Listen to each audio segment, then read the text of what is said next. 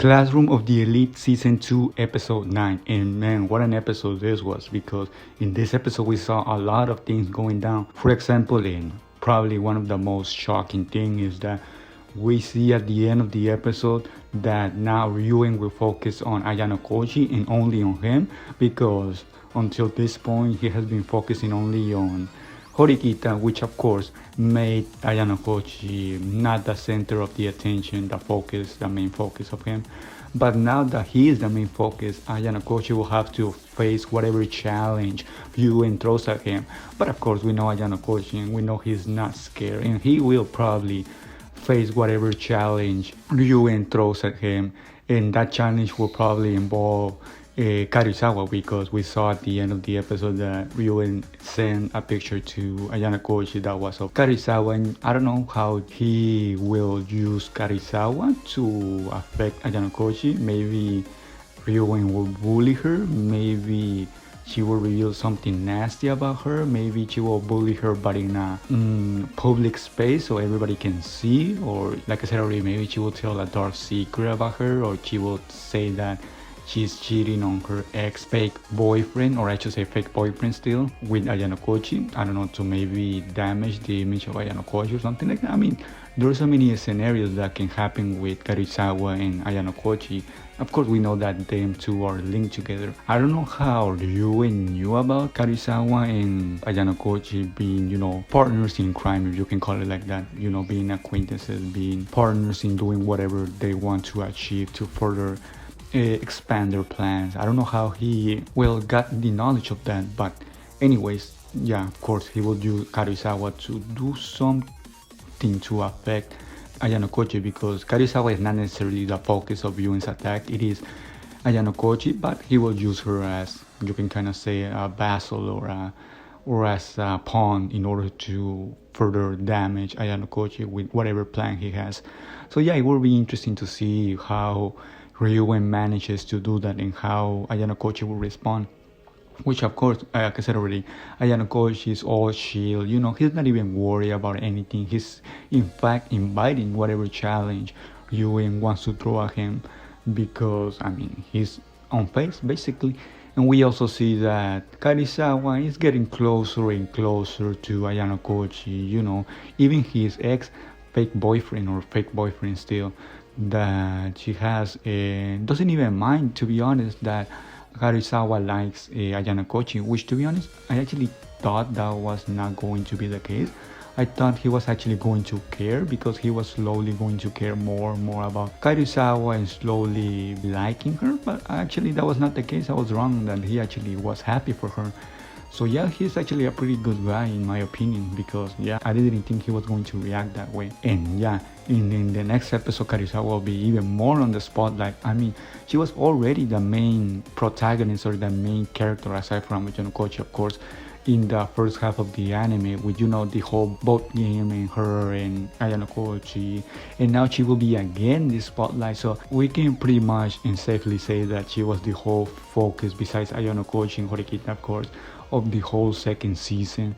She has more of a character spotlight than anyone else. She has the most development of anyone else, which is actually pretty surprising, because in the first season, at least in the anime, of course, we didn't get any real hints that she was going to be this important in the second season. But man, were we wrong if we didn't think that, because she's actually really important, and she will be really important in the next couple of coming episodes. So yeah, but in this episode, like I said at the beginning, we saw the end of the shuffle exam, and the shuffle exam ended with basically Class D winning in a way, because nobody dropped out.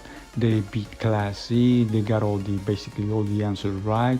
They even beat Kushida, which was the second focus of the episode, in her own game, because she wanted to basically sabotage the exam, and she didn't even care if the whole class went down with them. But of course that backfired, because for once Horikita already knew, and she planned in advance. She told the teacher that whatever Kushida sends to her, the exam or whatever she does, do not accept it. I only accept me, the class representative, my exam. So yeah, she already knew in advance that Kushida was planning something, and that planning something was probably going to be giving a wrong exam to the teacher. So yeah, she already knew that.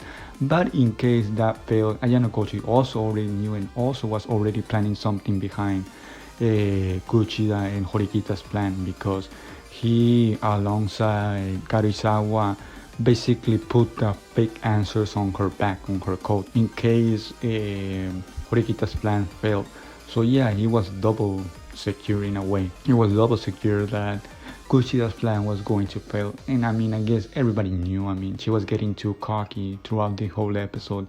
She was getting, really, well, yeah, cocky. She was not being, aware of the situation she was in, because she should have knew, she should have planned better, because she was facing two of the smartest people in the classroom, in her classroom, which is Ayanokouji and Horikita.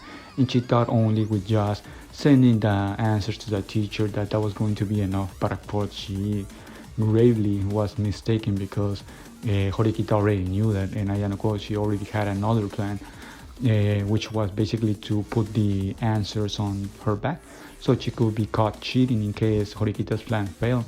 Which of course, Ayanokouji got those answers from Ryuuen. He used Ryuuen to basically give him the answers in order for Kushida to fail, basically, in order for her plan to fail, to not get anyone expelled. And I mean, yeah, Ryuuen betrayed her. She thought that Ryuuen was actually going to, well, basically come true and give her everything that she wanted, but she was also mistaken with that. I mean, she made a lot of mistakes throughout the whole episode, and the end result was she losing to Horikita, and now she has to drop her plan of making Horikita, well, expel or drop, because she has to abide by her word, which of course she does. That is surprising actually, but I mean, I guess she has some pride, because she actually follows through with her word, and actually, will not get Horikita expelled and will not get her sabotaged. But of course, that's only a promise for her, because she even says that herself, that the promise was only made for her.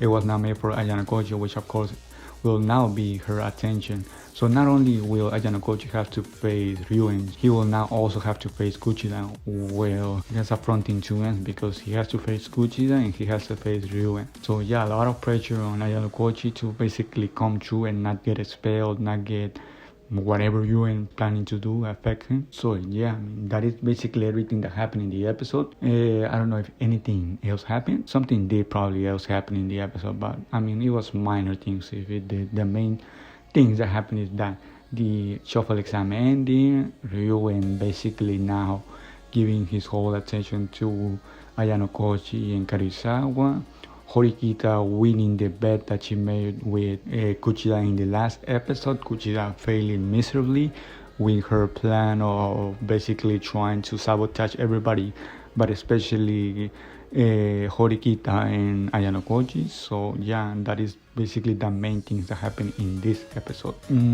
So yeah, I mean, that is my review. I hope you enjoy it, and I guess I'll see you all in the next episode review.